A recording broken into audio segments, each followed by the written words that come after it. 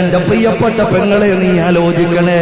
ഇപ്പൊ നോക്കുമ്പോ അൽഹംദുലില്ലാ നല്ല ആരോഗ്യമുണ്ട്, നല്ല മസിൽ പവർ ഉണ്ട്, നല്ല മസിൽ പവർ ഉണ്ട്. ആരെയും വെല്ലുവിളിക്കാനുള്ള കരുത്തുണ്ട്, ആരോടും കയർത്ത് സംസാരിക്കാനുള്ള ആവേശമുണ്ട്. ഏത് പാതിരാ സമയത്ത് എവിടെയും ഇറങ്ങിത്തിരിക്കാനുള്ള ധൈര്യവും സ്ഥൈര്യവും ഉണ്ട്. ഒന്നാലോചിക്കണേ ചെറുപ്പക്കാരാ, അള്ളാഹുവിന്റെ പരിശുദ്ധമായ പള്ളിയിൽ നിന്നുള്ള വിളിയാളം കേൾക്കുമ്പോൾ അസ്വലാത്തു ഖൈറും മിനൻ നൗം, അസ്വലാത്തു ഖൈറും മിനൻ നൗം, ഉറക്കത്തെക്കാൾ ഉത്തമം നിസ്കാരമാണെന്നുള്ള വിളിയാളം കേൾക്കുമ്പോൾ അതിന് ഉത്തരം കൊടുക്കാൻ മടിയുള്ള ചെറുപ്പക്കാരാ, അതിനുത്തരം കൊടുക്കാൻ മടിയുള്ള പെങ്ങളെ ഒന്നാലോചിച്ചോ ചെറുപ്പക്കാരാ. ആ നിസ്കാരത്തിന് വേണ്ടി നീ തയ്യാറെടുപ്പ് നടത്താതെ നീ പോകുന്നത് എങ്ങോട്ടാ? നീ ജിംനേഷ്യത്തിലേക്ക് പോവുകയാ ചെറുപ്പക്കാരാ.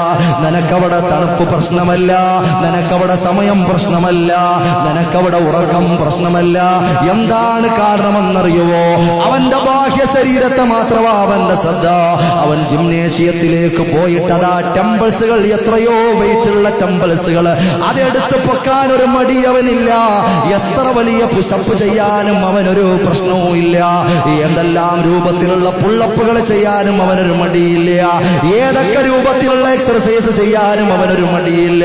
അവനെടുത്താൽ പൊങ്ങാത്ത വെയിറ്റ് വരുമ്പോൾ മറ്റുള്ള ആളുകളുടെ സഹായത്തോടുകൂടി വളരെ പ്രയാസപ്പെട്ട് വെയിറ്റ് വെക്കാനോ അവനൊരു മടിയില്ല.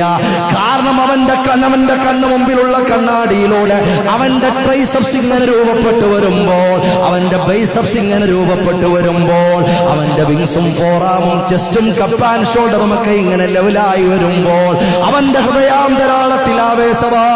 കാരണം ഇത്രയും നല്ല ബോഡി, ഫിറ്റായ ബോഡി, ആ ബോഡിയിൽ ഞാൻ ടൈറ്റ് ഫിറ്റ് ഉള്ളതായ ഒരു ബനിയനും ഇട്ടുകൊണ്ട്, ഒരു ടീഷർട്ടും ഇട്ടുകൊണ്ട്, എന്റെ അതാ 220 കിലോ ഓൾട്രേഷൻ ചെയ്ത ബൈക്കിലോ ഞാൻ ഇങ്ങനെ ഒന്ന് പോയി കിടന്നാൽ, എന്റെ രണ്ട് കൈയൊന്ന് വിരിച്ചു വെച്ച് കിടന്നാൽ, എന്നെ നോക്കാത്ത ആരാ, എന്നെ ശ്രദ്ധിക്കാത്ത പെണ്ണേതാ? ഏത് ബസ് സ്റ്റോപ്പിൽ ഞാൻ പോയാലും എന്നെ നോക്കാത്ത ആരാ? ഏത് ക്യാമ്പസിൽ പോയാലും ഞാനൊരു വില്ലനാണെന്ന് ചിന്തിക്കാത്തതാരാ? ഒന്നാലോചിക്കു പൊന്നുമോര്, നിന്റെ റൂട്ട് എങ്ങോട്ടാ പൊന്നുമോര്? നിന്റെ ലക്ഷ്യം എങ്ങോട്ടാ പൊന്നുമോര്? നിന്റെ രീതി ഏതാ പൊന്നുമോര്? നീ സ്വീകരിക്കുന്ന മാതൃക ആരുടേതാ പൊന്നുമോര്? നീ ആരെ കണ്ടാ പഠിക്കുന്നത് പൊന്നുമോര്? നീ വിശുദ്ധമായ ഖുർആനിനെ മറന്നില്ലടാ, നീ അല്ലാഹുവിന്റെ കലാമിനെ മറന്നില്ലടാ, നീ ഹബീബായ പ്രവാചകനെന്ന ആരും ഗതിക്കുന്ന നേതൃത്വത്തെ മറന്നില്ലടാ, ഈ ലോകത്തിന്റെ അമ്പിളിത്തിങ്കളെ വരച്ചു കാട്ടി തന്ന പാതയെ മറന്നില്ലേ ചെറുപ്പക്കാരാ? ഇമ്മാ ശാക്കിറം വ ഇമ്മാ കഫൂറ.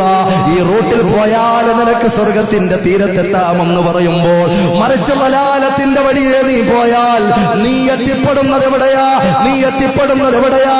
നീ നരകാഗ്നിയിലാ എത്തിപ്പെടുന്നതെന്ന് അല്ലാഹുവിന്റെ ഖുർആൻ പറയുമ്പോൾ, ഉലൈകല്ലദീന ഇശ്തറൗ വലാലത മിൻ ഹുദാ ഫമാ റബിഹത് തിജാറതുഹും വമാ കാനൂ മുഹ്തദീൻ. എത്ര വ്യക്തമായിട്ടാ അല്ലാഹുവിന്റെ ഖുർആൻ സൂറത്തുൽ ബഖറയിലൂടെ ഓർമ്മപ്പെടുത്തുന്നത്. അതേ, അവന് കിട്ടിയ ഹിദായത്തുണ്ടല്ലോ, സ്വർഗം വാങ്ങാനും തമ്പുരാനും തന്ന പ്രകാശമുണ്ടല്ലോ, അമൂല്യമായ സമയമുണ്ടല്ലോ. ആ സമയത്തെ അവൻ വിൽക്കുകയാ, അതിനെ വിറ്റുകൊണ്ട് വാങ്ങുന്നത് ഏതാ? വലാലത.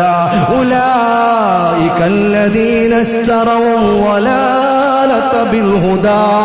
ഹുദയ്ക്ക് പകരം വാങ്ങുന്നത് വലാലത.